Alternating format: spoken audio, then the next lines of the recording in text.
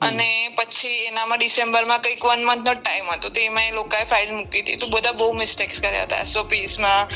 પછી એસઓપીમાં જે લોકોએ જે લખ્યું છે ને કે ભાઈ એમના ફાધરનું બિઝનેસ છે ને બધું છે, એકચ્યુઅલી મારા ફાધરના બિઝનેસ આઈટીઆરમાં અલગ છે. એટલે તમે જે ડિટેલ છે એ કન્સલ્ટન્ટને નથી આપી કે તમે ડિટેલ બધી પ્રોપર આપી હતી પણ એ કન્સલ્ટન્ટે આપી હતી બધી આપી હતી, બધું જ ખબર હતું એ લોકોને. બટ પેલું કેવું ઉતાવળમાં મૂકી દીધી છે એ લોકોએ ફાઇલ, અને આ લોકોએ લખ્યું અલગ છે. અને એવું બતાવ્યું છે કે 4-5 વર્ષથી એમના ફાધરનું બિઝનેસ છે એવું બતાવ્યું છે. અને જે નામ લખ્યું છે ને એ એકચ્યુઅલી 1 યરથી સ્ટાર્ટ કર્યું છે, હજુ 8 મંથ જેવું થયું છે. બટ એમને એવું લખી દીધું છે કે 4 to 5 યર્સથી ચાલી રહ્યું છે. બટ આઈટીઆરમાં અલગ બિઝનેસનું નામ છે.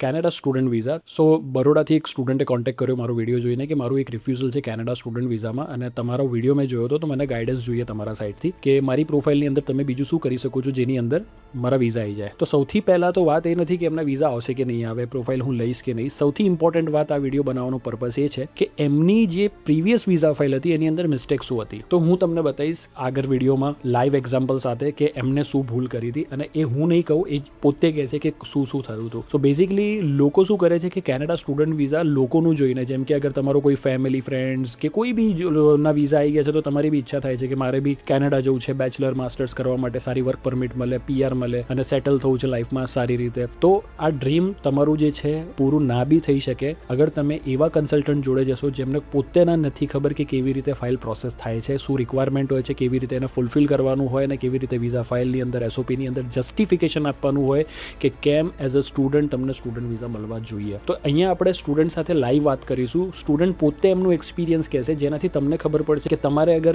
સ્ટુડન્ટ વિઝા માટે એપ્લાય કરવું છે તો કઈ મિસ્ટેક છે જે તમારે નથી કરવાની. સો જેમ કે આની અંદરથી હું તમને એ બતાવીશ કે સ્ટુડન્ટે શું ભૂલ કરી હતી એન્ડ કન્સલ્ટન્ટે શું મિસ્ટેક કરી હતી કે જેની અંદર એમના વિઝા રિજેક્ટ થયા. તો આની અંદર ફાઇલ તમારી સર્વાઈવ થશે, કન્સલ્ટન્ટનું કંઈ નહીં જાય. તો આપણે સ્ટુડન્ટ સાથે વાત કરીશું, તમે બી સાંભળજો, હું બી સાંભળીશ અને આગળ ડિસ્કસ કરીશું કે કેવી રીતનું છે. આ વિડીયો જુઓ. હેલો, આકાશ વાત કરું છું, હમણાં વાત થઈ ને આપણી. હા સર બોલો. હાજી. હવે મને છે ને તમે સ્ટેપ બાય સ્ટેપ એકદમ બેઝિકથી સમજાવો તમારી પ્રોફાઇલ, તમારો લાસ્ટ એક્સપિરિયન્સ વિઝા કન્સલ્ટન્સીથી, સો દેટ મને થોડું ખ્યાલ આવે. હા, એકચ્યુઅલીમાં કેવું છે કે લાઈક મારા એકેડેમિકમાં મેં બીકોમ કર્યું છે, જે 2019માં ફિનિશ થયું છે, અને 5.4 CGPA છે મારા. Hello, 1 minute. 10th ક્યારે કર્યું તમે? 2013માં. 13માં, ઓકે. And 12th? 15માં. ઠીક છે. અને બેચલર?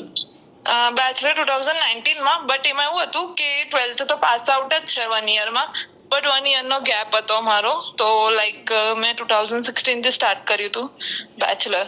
અને તમારું જે બેચલર છે કયા સ્ટ્રીમમાં થયેલું છે? બીકોમ કોમર્સમાં. બીકોમ. અને CGPA કેટલા છે? 5.4. 5.4. કોઈ 80 બેકલોગ્સ? હા, લાઈક 5 છે ટોટલ. ફર્સ્ટ સેમમાં 3 છે, બાકી એક જ છે બીજા બધામાં. ઓકે, ઠીક છે. અને 2019 પછી 20થી 25 તમે શું કર્યું? જોબ કરી રહી છું અત્યાર કઈ સુધી. ફિલ્ડમાં? આમાં સપ્લાય ચેનમાં. ઓકે. હમણાં તો એઝ અ પ્રોક્યુરમેન્ટ એક્ઝિક્યુટિવ કરું છું. અને સેલેરી કેટલી છે તમારી દર મહિને? અત્યારે મારી ટોટલ સેલરી 26,000 છે. 26,000, ઓકે. અને અકાઉન્ટમાં જ આવે છે તમારા? હા, અકાઉન્ટમાં જ આવે છે. વાંધો નહીં. અને IELTS? IELTS નથી આપી, મેં PT આપી હતી, જે 66 સ્કોર છે, નો લેસ દેન 60. ઓકે, ઠીક છે. હવે તમે કયા ઇન્ટેક માટે કઈ કન્સલ્ટન્સીમાં સૌથી પહેલા ગયા હતા? ગઈ હતી હું, બીજા કોઈ તો ગઈ નથી. ઓકે, તમે બરોડાથી વાત કરો છો? હા, બરોડાથી વાત કરું છું. એના પહેલે એકચ્યુઅલી જ્યારે મેં પ્રિપરેશન કરી રહી હતી PT નું, ત્યારે મેં માંથી સ્ટાર્ટ કર્યું નથી કરાયું કશું, બટ મેં બીજે 1-2 જગ્યાએ ગઈ છું, યાદ નથી એટલું બધું મને હવે. કોઈ વાંધો નહીં. અને ની અંદરથી તમે વિઝા ફાઇલ મૂકી તો યુનિવર્સિટી સિલેક્શન કોના જોડેથી કરાવ્યું હતું તમે? એ લોકોએ તમને સજેસ્ટ કર્યું હતું કે તમે ડિસાઈડ કર્યું હતું?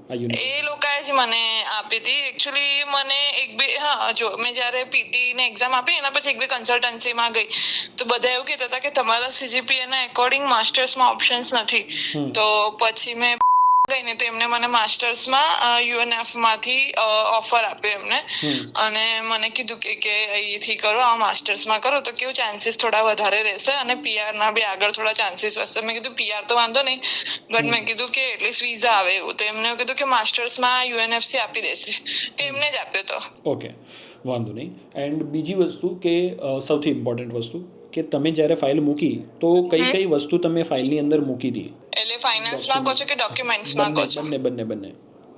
ફાઇનાન્સના તો એમને મને ડોક્યુમેન્ટ્સ નહીં આપ્યા, બાકી ના પાડે છે આપવાના. અને લઈ રહ્યું આના ડોક્યુમેન્ટ્સમાં તો મારું 10th 12th પછી મારું એકેડેમિક, પછી મારા એક્સપિરિયન્સ લેટર જે હતું એ બધું મૂક્યું છે, એ બધું આપ્યું છે, ITR આપ્યા છે.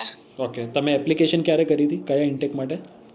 મે માટે કરી હતી. મે 2025 કે 24? 26 માટે. ઓકે. એન્ડ ફાઇલ મૂકી હતી જાન્યુઆરીમાં કે એના પછી? ના, ડિસેમ્બરની એન્ડમાં મૂકી હતી, કેમ કે પાલ લેટર છે ને અમે એકચ્યુઅલી જાન્યુઆરી માટે કર્યો હતો 2026માં, બટ સપ્ટેમ્બરમાં તો અમે એડમિશન લીધું, ઓગસ્ટમાં કે સપ્ટેમ્બરમાં, બટ પાલ લેટર નતો આવ્યો ને એટલે પછી જાન્યુઆરી ડિફર કરીને મેં કર્યું. તો ડિસેમ્બરમાં પાલ લેટર આવ્યું અને પછી એનામાં ડિસેમ્બરમાં કંઈક 1 monthનો ટાઈમ હતો, તો એમાં એ લોકોએ ફાઇલ મૂકી હતી. તો બધા બહુ મિસ્ટેક્સ કર્યા હતા SOPsમાં. પછી SOPમાં જે લોકોએ જે લખ્યું છે ને કે ભાઈ એમના ફાધરનું બિઝનેસ છે ને બધું છે, એકચ્યુઅલી મારા ફાધરના બિઝનેસ ITRમાં અલગ છે અને આ લોકોએ લખ્યું અલગ છે. અને એવું બતાવ્યું છે કે 4-5 વર્ષથી એમના ફાધરનું બિઝનેસ છે એવું બતાવ્યું છે. અને જે નામ લખ્યું છે ને એ એકચ્યુઅલી 1 yearથી સ્ટાર્ટ કર્યું છે, હજુ 8 month જેવું થયું છે, બટ એમને એવું લખી દીધું છે કે 4 to 5 yearsથી ચાલી રહ્યું છે, બટ ITRમાં અલગ બિઝનેસનું નામ છે. એટલે તમે જે ડિટેલ છે એ કન્સલ્ટન્ટને નથી આપી કે તમે ડિટેલ બધી પ્રોપર આપી હતી પણ એ કન્સલ્ટન્ટે આપી હતી બધું જ ખબર હતું એ લોકોને, બટ પેલું કેવું ઉતાવળમાં મૂકી દીધી છે એ લોકોએ ફાઇલ. પણ ફાઇલ તો તમારી બગડી ને? હા, મારી જ બગડી ને. તો તમે કંઈ કીધું નહીં એમને? અરે મેં તો બહુ લડીને પૈસા લઈને આવી છું, મારા ફાઇનાન્સના ને બધું લડીને કેટલું કર્યું. એટલે ફાઇનાન્સના પૈસા લીધા હતા એ લોકોએ? હા, લીધા હતા. એમને કંઈક 54,000 લીધા હતા, એ તો હું લઈને આવી અને પછી બધી બહુ પોલીસ કમ્પ્લેન ને બધી કરી દીધી હતી મેં એમની ઉપર. ઓકે. બધું આપ્યું હતું, બટ એ લોકોએ ઉતાવળમાં એમ કઈ ઇનિશિયેટ ના લે. ત્યાંના જે કાઉન્સિલર હતી ને એ પેલા બીજા પર નાખી દે કે આ અમારી ટીમ છે, મારું તો ખાલી ઓપ્શન્સ આપવાના છે, ડોક્યુમેન્ટ્સ લેવાના બીજા ભાઈને ફોન કરે તો બીજા ભાઈ એવું કે અમારું કામ નથી, ત્રીજાનું છે, તમે ત્રીજાને કોલ કરો. એ રીતે એકબીજા પર નાખે અને કોઈ કામ ના કરે એમ. ઇવન એમાં ફાઇલ આખી એ લોકોએ ઉતાવળમાં કઈ ટોપઅપ કરાવવાનું બાકી હતું, GIC નું તો આવ્યું નતું, તો એ 15-20 દિવસ લગાવી દીધા હતા આવવામાં એ લોકો તરફથી. કઈ ઇનિશિયેટ અને ક્રિસમસનો મંથ હતો એટલે બધું વેકેશન હતું ત્યાં, એટલે ઉતાવળમાં મૂકી દીધી ફાઇલ એમ. ઓકે, કોઈ નહીં. એક રિજેક્શન તમારું આવી ગયું કેનેડામાં, અને અત્યારે હવે હાલ શું પ્લાન છે તમારો? હાલ તો છે કે કેનેડામાં જ કરું, કેમ કે મારી રિયલ સિસ્ટર ત્યાં જ રહી છે. ઓકે. હા, પણ એની અંદર કેવું છે કે મને તમારી છે ને આખી વિઝા ફાઇલ પહેલાં રિવ્યૂ કરવી પડશે. રિવ્યૂ કર્યા પછી હું તમને હા કે નાનો આન્સર આપીશ કે મારા સાઈડથી લાગશે કે વિઝા આવી શકે તો જ હું તમારી ફાઇલ લઈશ. તો હવે મને બધી આખી વિઝા ફાઇલ તમારી જોઈએ, તો એ તમે મને કેવી રીતે લાવી આપશો? એટલે વિઝા ફાઇલ આખી જોઈએ એટલે શું, ફાઇનાન્સ છોડીને જે અપલોડ કર્યું છે? મને તો ફાઇનાન્સ બી જોઈએ, કારણ કે મને ખબર તો હોવી જોઈએ ને કે ફાઇનાન્સમાં કઈ બેંકનું ફાઇનાન્સ બતાવ્યું છે, કેટલું ફાઇનાન્સ બતાવ્યું છે, કેવી રીતે ફાઇનાન્સમાં એમને કંઈક 45 lakhs એવું બતાવ્યું છે કે તમારા બેંકમાં છે એવું, બટ એમાં એવું હતું અકાઉન્ટ જ નહોતું ઓપન કર્યું અને એવું લખીને આવ્યું છે કે તમારા ફાઇનાન્સમાં જે એવિડન્સ છે ને એ પ્રોપર નથી એમ. કે એટલે એવિડન્સ એટલા નથી જે અમે લોકો કરી શું કહેવાય વેરીફાઈ કરી શકીએ, એવું કંઈક એમનું આવ્યું છે લખીને. ઓકે. અને એવું કહું છું કે મારે કેવું છે IELTS હું આપી દઉં, ઇશ્યુ નથી, બટ એવું છે કે માસ્ટર્સમાં અમને ઓપ્શન્સ જ નથી, તો પછી મારે એવું છે પછી માસ્ટર્સમાં ઓપ્શન્સ નથી, પછી PG પર બધા કહે છે કે એટલા ઓપ્શન્સ નથી આવવાના, એટલે ચાન્સીસ નથી વિઝા આવવાના, તો પછી મેં કીધું કે પછી IELTS આપીને બી શું ફાયદો એમ. નહીં, એવી રીતે નથી. આપણે કેવી રીતે કરવાનું, જો અગર આપણી પ્રોફાઇલ વીક હોય ને તો આપણે છે ને મેન્ટલી પ્રિપેર રહેવાનું, કારણ કે દરેક જગ્યા પર દરેક કન્ટ્રીમાં એક ટ્રેન્ડ ચાલતો હોય, વિઝાનો ટ્રેન્ડ. તો કોઈ કન્ટ્રીમાં 50% રેશિયો હોય, કોઈ કન્ટ્રીમાં 70 હોય, ક્યારેક પછી એનું 80 હોય, 90 હોય.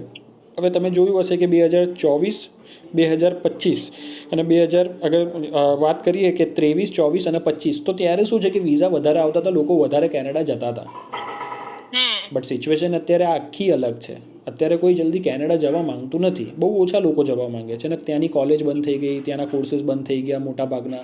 તો આપણે કોર્સ ઉપર ફોકસ કરવાનું અને તમારે મેન્ટલી પ્રિપેર રહેવાનું કે 2 થી 3 વખત ટ્રાય કરશો ને તો તમને વિઝા મળવાની શક્યતા વધારે છે, કારણ કે અત્યારે રેન્ડમ રિજેક્શન બી આવે છે. ઓકે. બટ આ ફાઇનાન્સ છે, બીજા જે અધર ડોક્યુમેન્ટ છે જે તમારા છે જ નહીં, તો બી તમે ખાલી એની અંદર એડ કરો છો તો ક્યાંક એ બી તમને ઇફેક્ટ કરે. તો જે વસ્તુ છે ઓથેન્ટિક જેન્યુઇન તમે એ બતાવો. આ બધી વસ્તુ તમે ના બતાવો, કારણ કે ખોટી તમે ઇન્ફ્લુઅન્સ થઈને આ બધી વસ્તુ કરશો અને પછી એ લોકો ડોક્યુમેન્ટ તમને પાછા આપશે નહીં.